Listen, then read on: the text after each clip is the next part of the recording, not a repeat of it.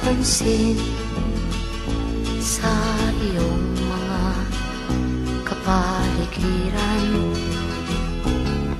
Kay dumi na ng hangin, pati na ang mga ilog natin. Hindi nga masama ang pag-unlad at malayo-layo na rin ang ating narating. Ngunit masdan mo ang tubig sa dagat, dati kulay asul, ngayon'y naging itim.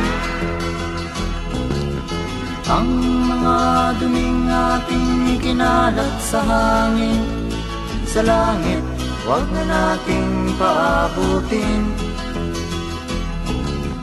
Upang kung tayo'y pumanaw man sa sariwang hangin, sa langit natin matitikman. Mayroon lang akong hinihiling, sa aking pagpanaw sana ay tag-ulan. Gitara ko ay aking dadalhin, upang sa ulap na lang tayo magkantahan.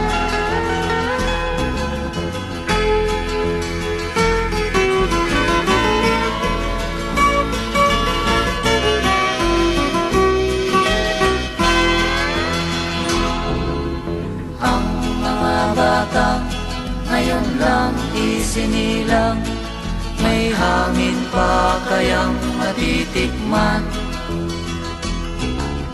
May mga puno pa kaya silang aakyatin? May mga ilog pa kayang lalamuyan? Bakit di natin pag-isipan ang nangyayari sa ating kapaligiran? Hindi nga masama ang pag-unlad kung hindi nakakasira ng kalikasan. Darating ang panahon, mga ibong dala ay wala nang madadapuan. Masdan mo ang mga punong dati ay kay tatag, ngayon'y namamatay dahil sa ating kalukuhan.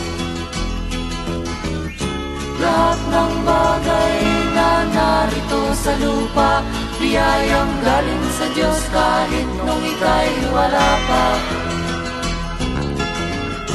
Ingatan natin at huwag nang sirain pa, pagkat pag kanyang linawi tayo'y mawawala na.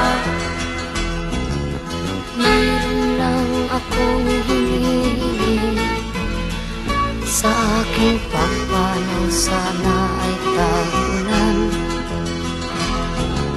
Gitara ko ay aking dadalhin, upang sa ulap na lang tayo magkantahan.